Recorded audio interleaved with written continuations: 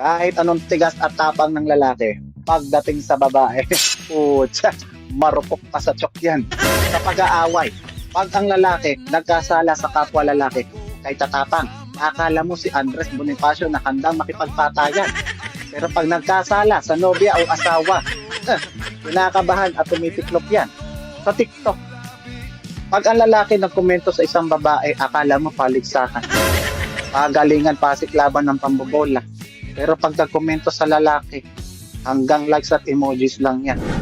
Pag ang babae naka-live, may talento o wala, kahit butas ang bulsa ng lalaki, sigurado may regalo.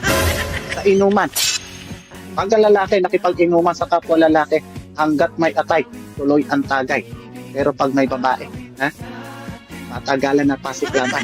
Yung alak, natutulog na dahil hindi nababawasan. Pero yung umiinom, magiliw at maligalig pa rin sa pambobola. Kaya ang payo ko, huwag masamain ang lalaking masyadong malambing at matulungin sapagkat likas sa amin na kayo ay puriin at sambahin. Pag nawala ang babae sa mundo, sigurado magkakagulo ang mundo. Dahil para sa amin, kayo ang mundo namin. Sa labis na pagmamahal, saya, swerte na natatanggap ng isang lalaki sa isang babae, yung iba sa amin, nagmahal at nagdagdag pa ng maraming babae. Hindi ko agad, pag may babaeng tumahan